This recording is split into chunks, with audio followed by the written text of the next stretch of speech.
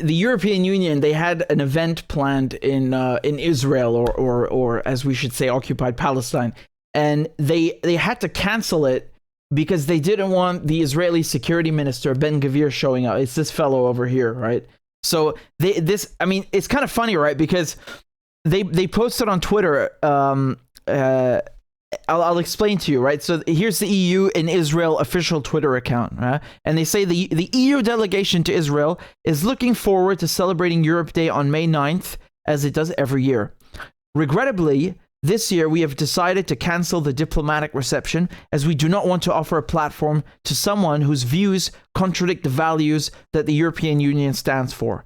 However, the Europe Day cultural event for the Israeli public will be maintained to celebrate with our friends and partners in Israel the strong and constructive bilateral relationship. I mean, look, just before I get into Ben-Gvir, how can you have a mission in Israel and then talk about contradicting European values? I mean, it does, right? So-called, remember, so-called. Because the so-called European values are democracy and human rights for all and etc. They sound very nice, it looks very good on paper.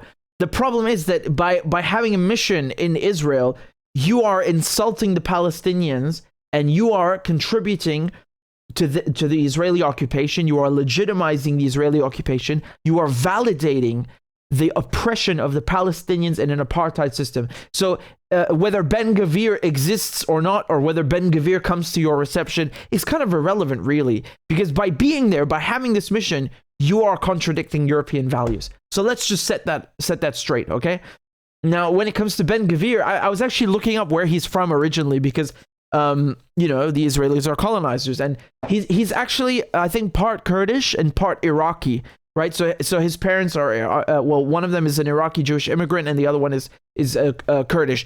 And I was kind of shocked because, of course you if you're a Moroccan Jew or a Syrian Jew or Iraqi Jew, it makes no difference, right? You can go to Israel and get citizenship just like that. But he is like so he hates Palestinians with such a passion. I was convinced that he might be European.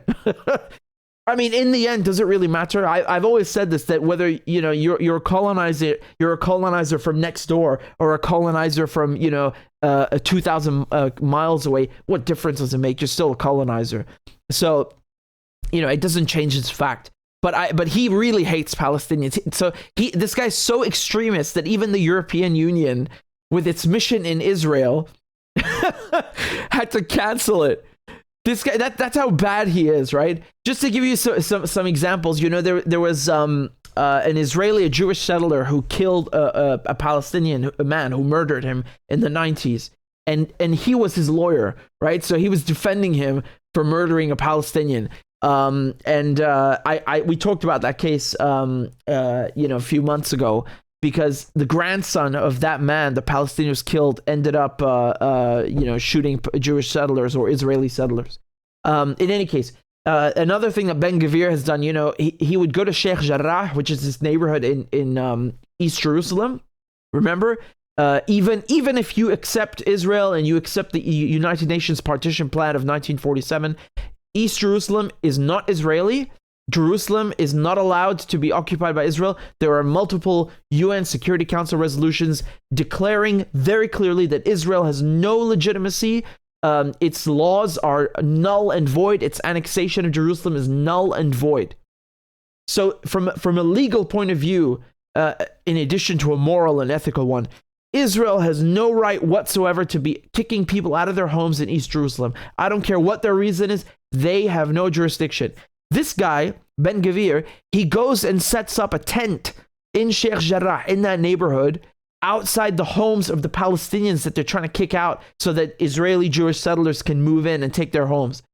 And he goes and sets up this camp, his tent, because he gets security, being in the Knesset in the Israeli parliament, he gets a security detail. I mean, the funny thing is that even if you're not in the Knesset and you're just an average Israeli, you also get your own security detail. Look at Hebron. You've got like a few hundred Israeli Jewish settlers living in a town that has, I don't know how many, is it tens or over 100,000 Palestinians? And just because of a few hundred settlers, the Israeli army comes in and oppresses the Palestinians like you would not believe. But in any case, he goes on purpose to provoke, to rile up, to incite, and he goes and sets up these camps, these tents of his outside the homes of people that they're trying to evict. I mean, think of how disgusting and twisted that is, how sick that is, that on top of kicking someone out of their home, you know, as an occupying military force, you're going out and sitting, you know, you're setting up a camp. You're setting up camp outside their house to mock them and make fun of them as it's happening. That's something he's done. You know, he's a guy that wants to lax gun laws for the Israelis. I mean, already as it is, and just this morning I saw a clip of an Israeli settler killing a Palestinian. You know, he shot him dead in the street because they're allowed to carry weapons, right? But not the Palestinians, of course, because they're fifth. They're fifth grade non-citizens, right? Like fifth class. It's not second class, fifth class, and on top of it, non-citizens. It's really the truth, right? So he's really, really so extreme. Even the EU canceled it. I find that so really funny, man. It's really funny. And I mean, you had a couple of articles about this because it literally just happened. This thing was supposed to take place tomorrow. I'd actually never heard of it. I didn't know there was a Europe Day on May 9th. The reason that this exists, just to give it to you from Al Jazeera, Brussels marks May 9th as Europe Day, honoring a 1950 French declaration that led to the founding of the body that became the EU. Okay? So I presume they picked May 9th because, you know, it's Victory Europe Day today, right? So hooray for us, right? We defeated Nazi Germany, or at least our grandparents did. And, we honor them and respect them for that. And, the Russians actually celebrate it on May 9th instead of May 8th. But that's probably why they chose it, because, you know, one of the ideas behind the creation of the European Union was kind of like the UN. It was that if we all get in together in one organization and we have, peaceful ties with each other and we join forces, then we won't go to war with each other and kill each other and bomb the crap out of each other like we've done in World War I and World War II and all the wars before. So, I mean, that's a very nice idea. You know, it sounds great on paper. Obviously, the European Union is a neoliberal, monstrosity. That's what it really turned out to be. And unfortunately, its only redeeming factor, which I used to point out, the only redeeming factor of maintaining peace on a continent where we were killing each other all the time, is gone, because you saw in Yugoslavia what happened with NATO. Now they bombed the crap out of Yugoslavia and then carved it up. And then you saw what's happening in Ukraine now. So I mean, Ukraine is I guess Eurasia, right? It's not entirely European, but anyway. The European Union's only redeeming factor of being, a body for peace and human rights is bullshit. It's gone. It doesn't exist. It's a fantasy. You see that they have a mission in Israel. How can you support democracy and then legitimize the Israeli occupation? How can you claim to support democracy and peace in Europe, and then you're putting sanctions on Russia and cutting off much needed resources for the European continent, for the European people? How are you making life worse for the European people with sanctions, the inflation, the rising prices? Why are you doing this to your own continent?